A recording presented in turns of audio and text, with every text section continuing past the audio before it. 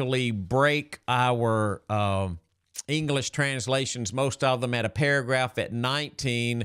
I want to start at 19 and talk about something else. The one of the Bibles I have actually has the paragraph break at verse 19, and another Bible that I have has a paragraph break at verse 21. Now, in the original that John wrote, there were paragraph breaks, so I mean, we can break it wherever it makes most sense for us. So I'm going to break it 11 through 18, one section, and 19 through the end of the chapter, the other part of the section. So that's the way we're just going to approach it tonight. So if you got a Bible, grab that. I'm also going to put the text up here on the screen so you can see it there as well. So you can follow along either way.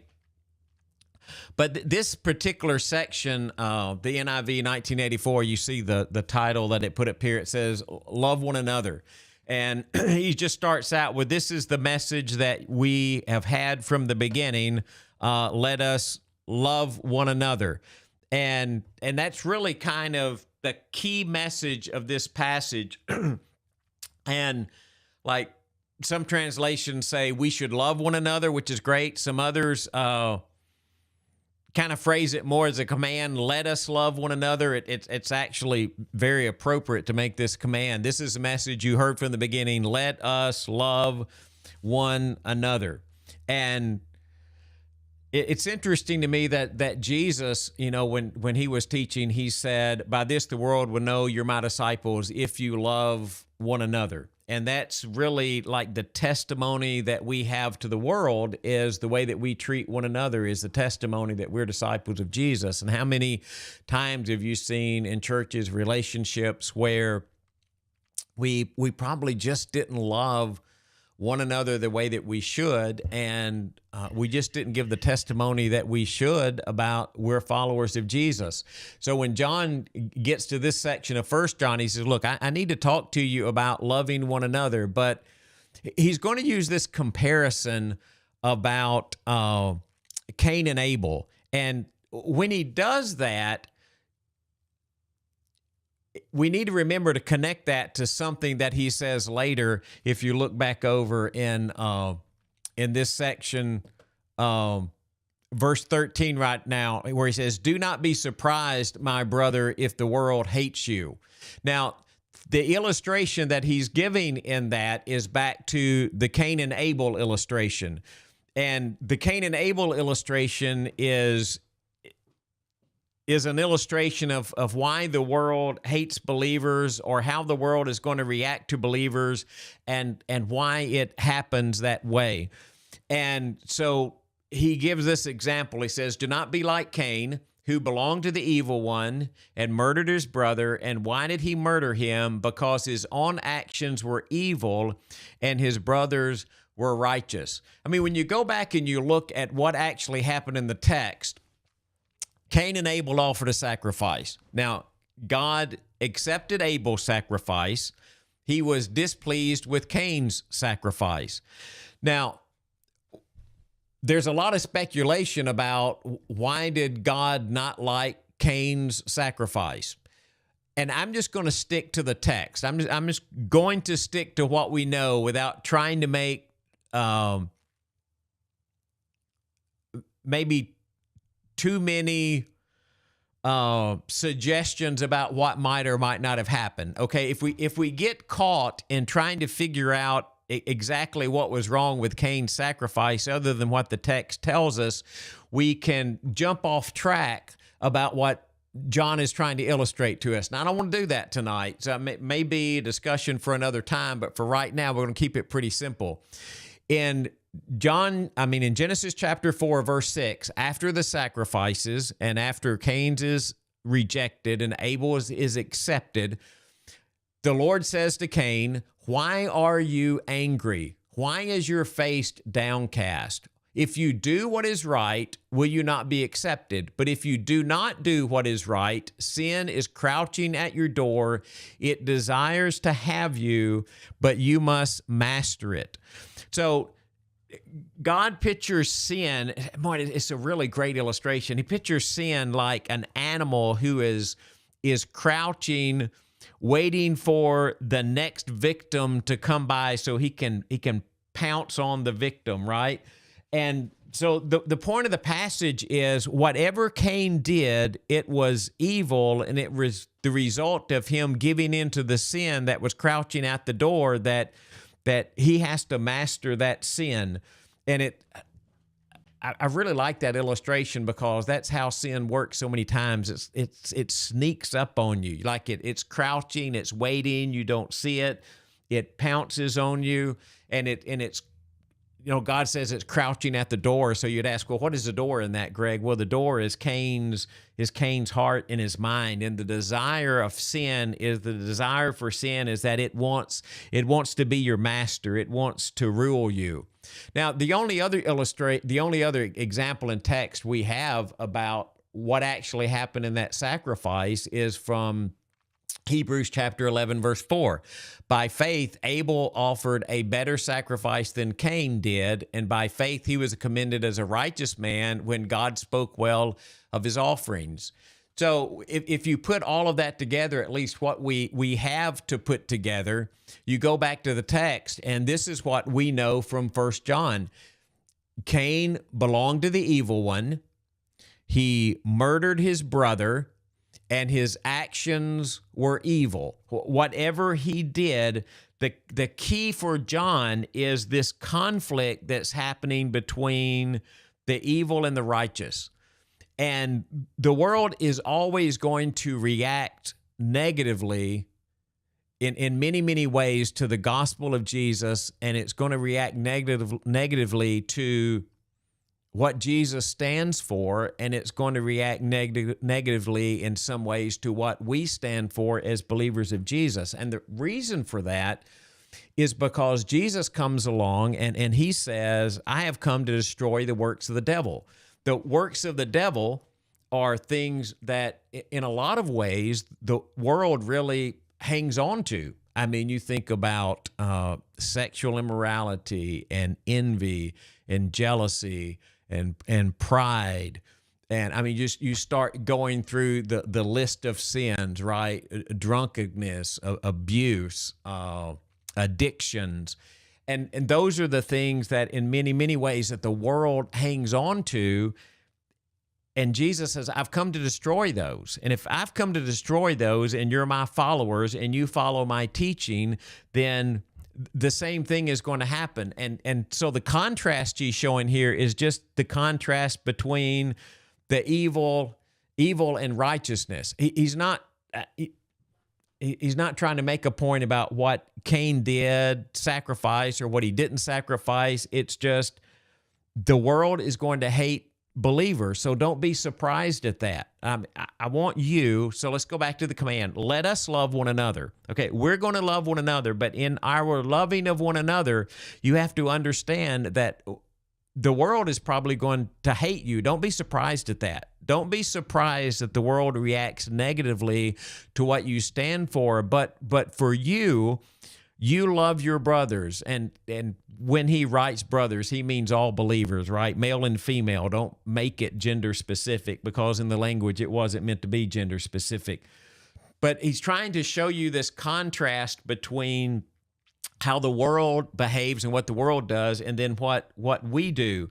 But when you start reading through the instruction that's left in the rest of this passage, it's not about how to overcome the evil or how to react to the way that the world reacts to you. He's just saying, don't be surprised by it. And then he's going to go and explain exactly how is it that we're supposed to live. So when you look through this, one of the first things you need to say is, okay, we're not supposed to be surprised that the world hates us. I'm sorry, I'm having trouble with my computer there. So don't be surprised if the world hates you. But there is this contrast that he's going to show, like between life and death. So how do we know that we actually love the believers? How do we know that we love our brothers? How do we? And he says, look, don't be surprised, my brothers, if the world hates you. We know that we have passed from death to life because we love our brothers. Anyone who does not love remains in death, and anyone who hates his brother is a murderer, and you know that no murderer has eternal life in him. And we would look at that and we would say, or at least I would say, well, now I'm not really a murderer. I'm not really taking anybody's life. I see that as something that's really kind of extreme, right? But John, in all of his simplicity, he doesn't make it that extreme. He says, look, if you don't love your brother, you're a murderer, and no murderer has eternal life. So the key question here is, how is it that I love my brother? How should I define love? And John is so incredibly crystal clear with this, but in the clarity, he gives us such an incredible challenge that it's so incredible. If we really take it seriously, we understand how difficult it is to follow. So this is what he says. Okay, so this is how we know what love is. Right here in verse 16. So if you got your Bible, look at that. This is how we know what love is. So you need to love your brother. If you don't love your brother, you're a murderer, and no murderer has eternal life. So we're crystal clear that we need to love our brother. And so how do I define that? Because we would look at other believers and we'd say, well, I love them. And so John gives us a concrete example. Jesus Christ laid down his life for us. We ought to lay down our lives for our brothers. Now, when you read that, if you're like me, when you read that, your first reaction is, oh yeah, I'd do that. I mean, I'd give my life for somebody else. If I had to lay my life down for Jesus, for the church, for one of my brothers, I would lay down my life. And most of us feel we probably would, right? But John is going to do this really incredible thing, because here's the ultimate example. Jesus Christ laid down his life for us. You ought to lay down your life for your brother. And I think maybe John knew that we would say, oh yeah, I'd do that. I'd do that. So John then takes it and he moves it to something that it seems much more simple. And when you think about that, I mean, just about laying down your life, Jesus didn't lay down his life for us because we were good. He laid down his life for us because we were not good. And so when we're called on to lay down our life for someone else, it's not because they are good. We're not just laying down our lives for people that we consider to be the most righteous, or that don't make mistakes, or that does everything correctly. No, Jesus Christ died for us while we were sinners, while we were enemies. And so we're to love with that same depth. But then again, John brings it down to something that is really, really simple.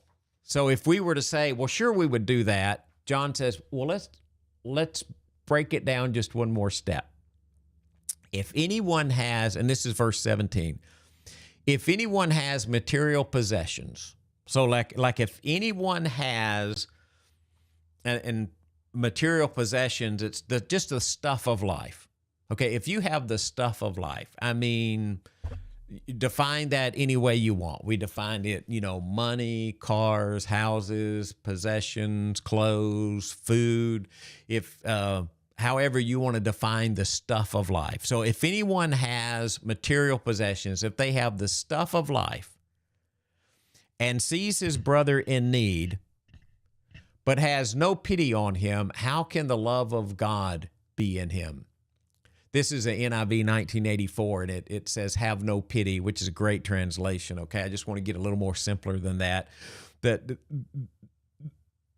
word structure that's used there is like he shuts up his guts, his bowels. It's the word for bowels, your inward parts, right? The inward parts of your body, your guts. So if you close up your guts to that, like if you shut off your guts, it's like you you shut off your feelings from that. You don't look at that with any kind of compassion um or pity's not the right word, but you just shut off feelings about your brother. You see your brother, you see another believer, they're genuinely in need. You have the stuff of life, but you don't react with compassion to that, then how can the love of God be in you? So you want to know if you really love your brother? So here's the thing. Don't tell me how much you love your brother. You show me how much you love your brother. And as he's looking at this, what he's trying to say is how we share the things of the world is an indicator of love. It's an indicator of how much we love someone else. Now, there's some responsibility in that. And again, that could be its own class in itself. We could start going through responsibility in that and how we help someone in the right way. How do we help people without enabling people? But at the heart of what John is trying to say is simply this. Look, you're supposed to love one another. Now, don't be surprised. The world's going to hate you. The world's not going to love you back. Because of, and you see that in Cain and Abel in that example, but you know that you've passed from death to life. And that word of passing is like you're going from one place to another, right? You know you have left this place of death and you've entered this place of life because you love your brother. And now if you want to know what love is what Jesus Christ did for you. He laid down his life for you, and you need to lay down your life for your brother. But if that sounds too complicated for you, or if you just say, I'd be willing to do that, John is saying, okay, let's bring that down to something a little more simple. Are you willing to share the things of the world that you have with a brother, with a believer who has a need? And I think in his very heart, John knows that we're going to say, oh, yeah, we would do that. So what John does in that, he says, look, don't tell me about it. Don't tell me how much you're going to love somebody else. Just do it, right?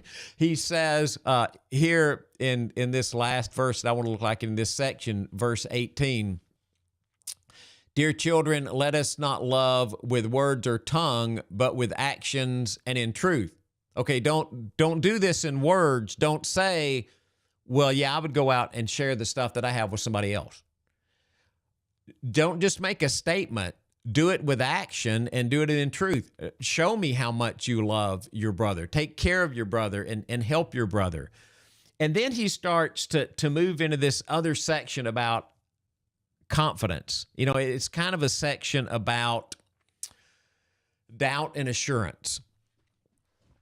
I think he does this because let me bring this down to me instead of to you.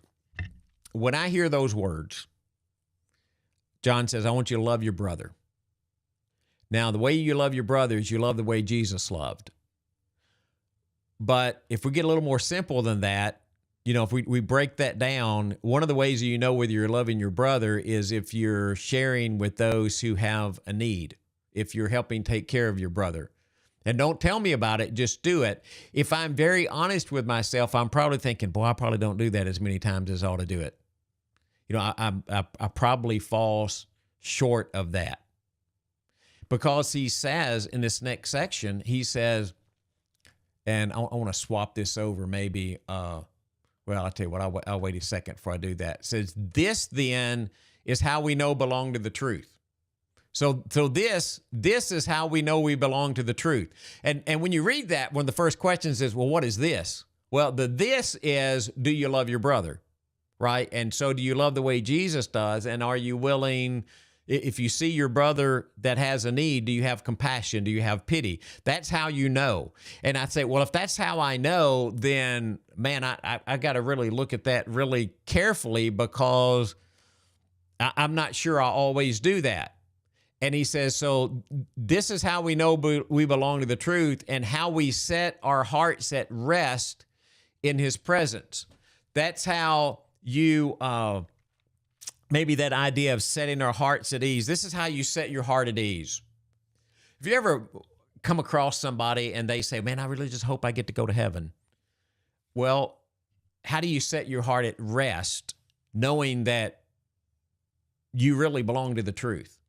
Well, you set your heart at rest knowing that you belong to the truth because you love your brother. Now, there's some other things that go with this, but right now we're just sticking with John. John's talking about loving our brother. So that's how we set our hearts at rest. But when my heart gets ready to be set at rest, then in another way, my heart condemns me because I think I probably haven't done that as well as I should have. And so he says, but if our hearts condemn us, I want to go back just a second. Let me, I want to change this just a little bit and get something else on the screen, another section, so you can see this together. So this then is how we know we belong to the truth. We love our brothers, and how we set our hearts at rest in his presence whenever our hearts condemn us.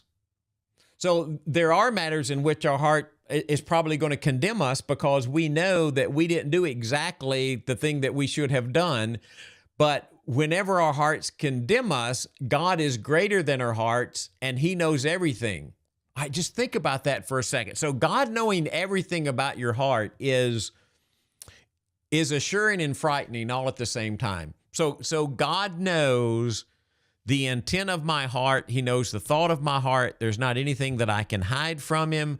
But God's greater than our hearts. He knows everything. So when our hearts condemn us, remember that God knows everything. Is that supposed to bring me peace? Yes, that's supposed to bring me peace, because even when my heart condemns me, then it's not John saying, well, you know, your heart's really pure, or you really have good intentions, because I'm smart enough to know I don't always have good intentions, and my heart is not always pure. But God's greater than our hearts, and God knows the faith that we have in the Son, and we have the forgiveness that comes because of the faith that we have in the Son. So even when our hearts condemn us, God's greater than our hearts, and he knows the faith that we have, the belief that we have in Jesus. But if our hearts don't condemn us, you know, so you've got a situation, you're like, okay, I dealt with that in the way that I should deal with that, then we have that confidence from God. And when we have that confidence from God, we receive anything we ask because we obey his commands and do what pleases him. Now, this is one of those passages that sometimes people, you can pull this out and proof text it, and it's not really designed to be used that way, right? So then I'm going to get from God anything that I ask for. Well, how many times have you asked for something from God and you haven't gotten everything that you asked for, right? Well, John says this in another way in 1 John chapter 5, in verse 5, 14, and 15. I'm reading right here if you want to follow along. This is 1 John 5, 14, and 15. This is the confidence we have approaching God, that if we ask anything according to his will, he hears us. And if we know that he hears us, whatever we ask, we know that we have what we ask of him. So you're saying, well, Greg, you're going to qualify that statement back in 1 John chapter 3 by if we ask anything according to his will. And I am going to qualify it that way. I'm going to qualify it that way because that's exactly what happened with Jesus in the garden in Gethsemane. If you go to Matthew chapter 26, and Jesus goes and he prays to God, and he says, you know, if it's possible, let this cup pass from me. But if it's not possible, let your will be done and not my will. And that is the faith that we have when we approach God, that if we ask something according to his will. And so when we go back to this section, if our hearts we receive from him anything we ask because we obey his commands and do what pleases him. And that's the very heart of our prayer. The very heart of our prayer is not for us to have God just give us everything that we want or whatever we want. The heart of our prayer is that we're asking God to help us be more like him and honor him in all the things that we do. So that means, yes, I am obeying his commands because his commands help me be more like his nature and more like who he is. And I do the things that please him, just as Jesus did the things that pleased God. And so what is the command? right? If we're going to obey his commands, what is the command? And he tells us that very clearly. This is why I love John. He asks you a question or he makes a statement and then he makes it really, really clear. And this is the command: to believe in the name of his son, Jesus Christ, and to love one another just as he commanded us. So that's the command. The command is to believe in Jesus and love one another the way that he has commanded us. And those who obey his commands live in him and he in them. We've talked about that in the weeks previous. And this is how we know that he lives in us. We know it by the Spirit that he gave us.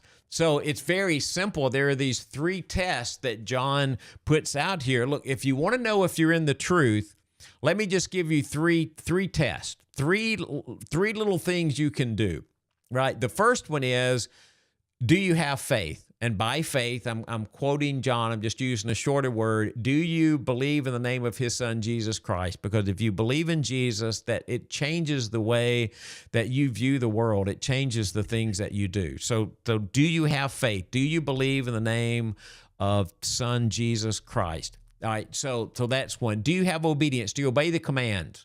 And here John's saying, okay, we're just breaking it down kind of to one command right now, and that is, do you love one another? Do you love one another the way that he commanded us to love one another? If the world were to look at you, would the world know that you're a disciple of Jesus because you love one another? Not just to say it, but actually to do it. And one concrete example of that is, are you willing to share the things that you have? Do you have compassion for your fellow believer who has a need? And this is also how you know it. You know it by the Spirit that he gave us, the Spirit that lives in you, that fuels your Christian walk, that guides you in the things that you do, that convicts you and reproves you and encourages you and blesses you. You know that by the Spirit that he gave to you. And in this next section, when we jump in next week, he's going to say, but look, man, you got to test the Spirit to make sure that the Spirit is from God. And he's not going to leave that dangling out there. Next week, he's going to say, hey, this is exactly how you know which Spirit you're following, and make sure you're following the right Spirit. So kind of to wrap up tonight, I would just ask a simple question. Do we love one another? Do we love one another? I mean, if you love others the way that Jesus is describing this through the words of John, would you say that you love one another? Because that's the challenge. And that is our goal, is to go out and treat one another with such incredible love and understanding. Now, I think sometimes our world gets this messed up. And I'm not going to go on not too much of a rant, okay? Just a little bit of one. Sometimes I think we determine, or we think the test of if somebody loves somebody else is if they agree with them or not. That's not the standard John is using here.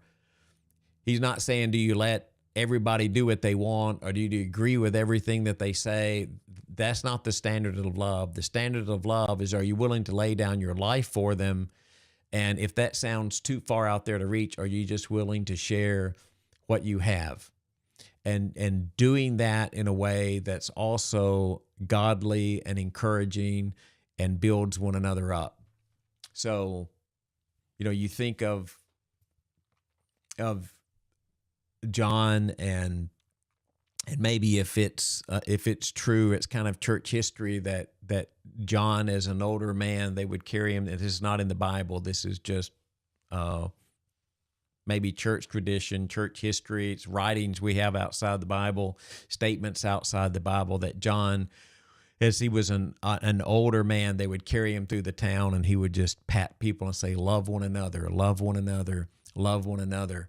And I think sometimes it sounds so incredibly simple, but just think how much better and how much more of a witness the church would be if we just loved one another the way John is talking about.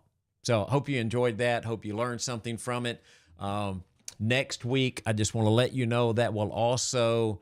I'm not sure next week if we are going to have a class like this. We have an area-wide youth worship for the teenagers at Clarksville Highway that we're hosting next week, and I'm trying to decide if we're going to live stream that youth worship or if I'm going to pre-record a class. Don't know which one I'm going to do yet, so just tune in next week and find out.